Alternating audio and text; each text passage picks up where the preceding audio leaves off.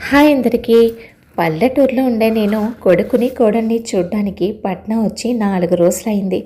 నాకు దూరంగా ఉన్నారని బాధగా ఉన్నా వాళ్ళిద్దరూ సంతోషంగా ఉండడం నా మనసుకి చాలా హాయిగా అనిపించింది.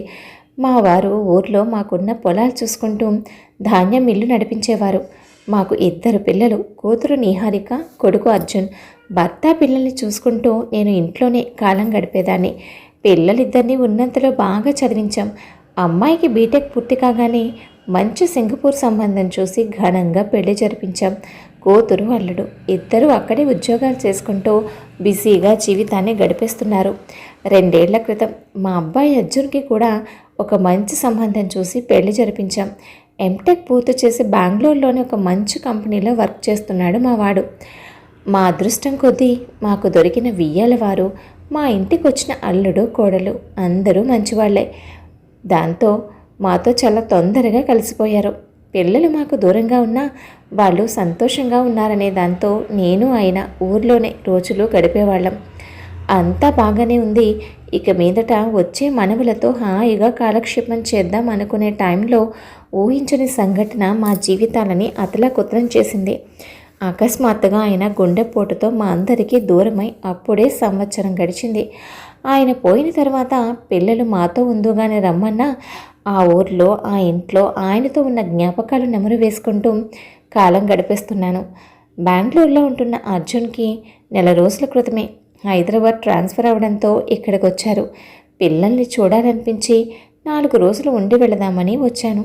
ఇక్కడ అంతా బాగానే ఉంది. కానీ మాటి మాటికి మా కోడల్ని అక్క అక్క అంటూ పిలుస్తూ మా ఇంటికి వచ్చిపోతున్న ఆ ఎదురింటి పిల్ల స్వప్న పద్ధతి నాకు అస్సలు బొత్తిగా నచ్చడం లేదు. మాటి మాటికి ఇంటికి వచ్చి ఇల్లు మొత్తం కలిగి తిరుగుతూ నా కోడలతోనే కాదు కొడుకుతో కూడా చనువుగా ఉంటుంది. నా కోడలు ఎదురుగానే నా కొడుకు పక్కనే కూర్చుని జోకులు వేసుకుంటూ వాడితో రాసుకు పోసుకు తిరుగుతోంది. ఆ ఏకైకలు పక్కపక్కలు అబ్బబ్బా!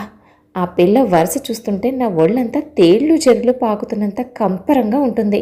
మా కోడలతో విషయం చెప్పి ఆ పిల్లతో కాస్త జాగ్రత్తగా ఉండమ్మా అని హెచ్చరిస్తే దానికి మా కోడలు స్వప్న, చాలా మంచి పిల్ల అత్తయ్య, మీరు తనను అపార్థం చేసుకుంటున్నారు.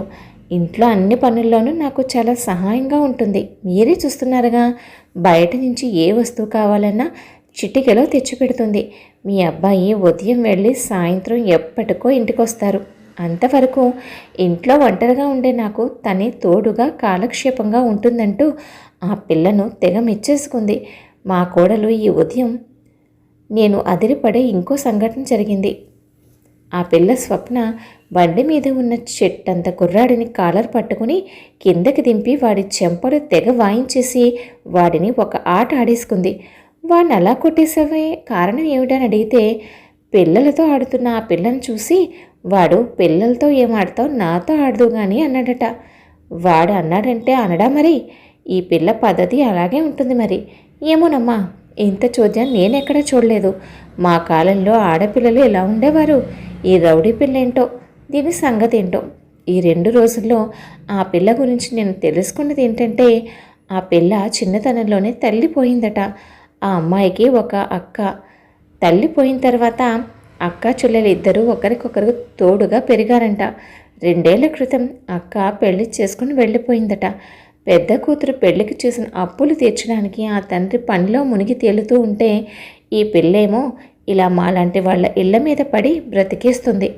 మొన్న ఒకరోజు వాళ్ళ ఇంటికి ఎవరో చుట్టాలు వచ్చారంటూ మావి 2 కుర్చీలు, ఫ్రిడ్జ్లో ఉన్న పెద్ద డ్రింక్ బాటిల్ తీసుకెళ్ళిపోయింది. నిన్నటికి నిన్న పెద్దదాన్ని, నేను ఒకదాన్ని అక్కడ ఉన్నానని కూడా పట్టించుకోకుండా నేరుగా వంటింట్లోకి వెళ్ళి, అక్క ఈరోజు కూరేం లేదు అని సాంబార్ గిన్నెలోని సాంబార్ పోసుకు పట్టుకెళ్ళిపోయింది. అది ఎన్ని చేసినా మా కోడలు ఒక్క మాట అనదు సరికదా. మా కోడలో అమాయకురాలు. ఈ రోజుల్లో పక్కవారేమైనా పట్టించుకోకుండా ఎవరి పనుల్లో వాళ్ళు మునిగి తేలుతున్నారు. అందులోనూ ఇలాంటి పట్టణాల్లో అయితే మరీను. కానీ ఈ పిల్ల మాత్రం నా కొడుకు కోడలతో రాసుకు పూసుకు తిరగడం, మా కోడలికి అన్ని విషయాల్లోనూ సాయంగా ఉండడం చూస్తుంటే ఆ పిల్ల మనసులో ఏదో దురుద్దేశం ఉందని నా మనసుకి గట్టిగా అనిపిస్తుంది. నా ఉద్దేశం ఏమిటంటే ఎర్రగా బుర్రగా 2 చేతులా బాగా సంపాదించే నా కొడుకుని వలలో వేసుకోవడానికి ఇవన్నీ అది వేసే వెత్తులు అనిపిస్తుంది. మొన్న ఒకరోజు నేను సడన్గా కళ్ళు తిరిగి పడిపోయినప్పుడు ఆ పిల్ల ఎవరో ఆర్ఎంపీ డాక్టర్ని తీసుకొచ్చింది. ఏదో నా మీద ప్రేమ కారిపోతున్నట్టు నాకు తెగ సేవలు చేసేసింది. నేను వద్దంటున్నా వినకుండా నా కాళ్ళు ఒత్తింది, మందులు వేసింది, దగ్గరుండి భోజనం పెట్టింది. ఆ ఇంటికి పెద్ద దిక్కునే నన్ను బుట్టలో వేసుకుంటే అది చెయ్యాలనుకుంటున్న పనులకి నా సపోర్ట్ ఉంటుందనుకుంటుందేమో. కానీ నన్ను బోల్తా కొట్టించడం అంత సులువు కాదని ఆ పిల్లకి ఇంకా తెలియదు మరి. అలా 4 రోజులు అక్కడున్న నేను తిరిగి ఊరికి ప్రయాణం అయ్యాను. వచ్చేప్పుడు ఆ పిల్ల మొహం చూడడం ఇష్టం లేక దానితో చెప్పకుండానే ఊరొచ్చేశాను. ఊరైతే వచ్చాను కానీ నా మనసంతా నా కొడుకు కోడలు చుట్టూనే తిరుగుతుంది. అక్కడ ఆ పిల్ల వాళ్ళను బుట్టలో వేసుకోవడానికి ఇంకేం వేషాలు వేస్తుందో అని. చివరికి నా కొడుకు కోడలు సంసారం ఆ పిల్ల వల్ల ఎన్ని ఇబ్బందుల్లో పడుతుందో అని. నేను ఊరు నుంచి వచ్చిన 3 రోజులకు ఉదయాన్నే నేను కాఫీ తాగుతూ ఉంటే నా కొడుకు ఫోన్ చేశాడు. మామూలుగానే ఫోన్ చేసి ఉంటాడని నేను అనుకుంటే నాకు గుండె గుబేల్మనే విషయం చెప్పాడు. అదేంటంటే, అమ్మా నిన్న ఇక్కడ ఓ ప్రమాదం జరిగింది అని చెబుతూ, కంగారు పడకమ్మా, ఇప్పుడంతా బాగానే ఉంది అన్నాడు. అసలు ఏం జరిగిందిరా అని నేను కంగారుగా అడిగిన ప్రశ్నకు, అమ్మా నిన్న నేను ఆఫీస్కి వెళ్ళిన తర్వాత నీ కోడలు ఒంటరిగా ఉండడం గమనించిన ఓ దొంగ విధవ ఇంట్లోకి దూరి తనను చంపేస్తానని బెదిరించి ఇంట్లో ఉన్న డబ్బు నగలు మూట కట్టుకున్నాడట. అంతలో అప్పుడే అక్కడికి వచ్చిన స్వప్న జరుగుతున్నదంతా గమనించి కాస్త తెలివిగా ప్రవర్తించి ఆ దొంగ కంట్లో కారం కొట్టి ఓవైపు కళ్ళ మంటతోనూ మరోవైపు దగ్గుతోనూ వాడు ఊపిరాడకుండా ఉన్నప్పుడు వాడిని చితక్కొట్టి గట్టిగా అరవడంతో చుట్టుపక్కల వారందరూ వచ్చి ఆ దొంగను పోలీసులకు అప్పగించారు. కాకపోతే దొంగతో జరిగిన పెనుగులాటలో స్వప్న చేతికి చిన్న కత్తి గాయం అయింది. ఇప్పుడు తను హాస్పిటల్లో ట్రీట్మెంట్లో ఉందమ్మా. కాకపోతే నువ్వు తనతో చెప్పకుండా వెళ్ళిపోయావని, తనంటే నీకు ఇష్టం లేదని ఆ అమ్మాయి ఒక్కటే ఏడుపమ్మా అంటూ మావాడు విషయం మొత్తం చెప్పాక ఎందుకో నా మనసు నిలకడగా నిలవలేదు.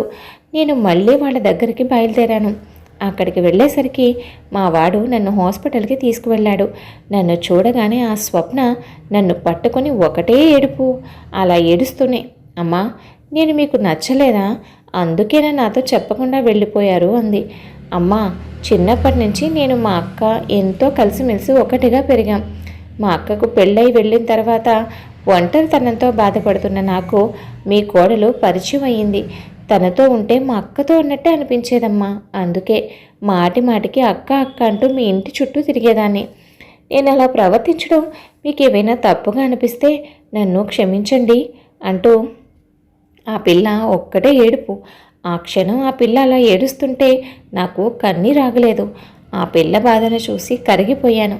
చా, అనవసరంగా ఈ అమ్మాయిని అపార్థం చేసుకున్నానే. మా కోడలు చెప్పినట్టు ఈ పిల్ల మంచిదే అని నన్ను నేను తిట్టుకున్నాను. ఆ రోజు సాయంత్రం స్వప్న హాస్పిటల్లో నుంచి డిశ్చార్జ్ చేశారు. ఆ తరువాత ఎప్పుడూ నాకు స్వప్న ప్రవర్తనపై చిరాకు అసహ్యం కలగలేదు. ఒక విధంగా చెప్పాలంటే ఆ రోజు ఆ పిల్ల సమయానికి రాకపోయి ఉంటే నా కోడలు ఏమయ్యేదో, నా కొడుకు జీవితం ఏమయ్యేదో అని తలుచుకున్నప్పుడల్లా ఆ స్వప్న నా కంటికి దేవతలాగా కనిపిస్తుంది.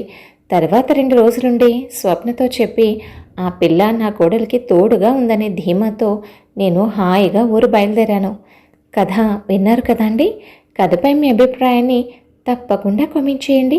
మరొక మంచి కథతో మళ్ళీ కలుద్దాం. ఉంటాను మరి.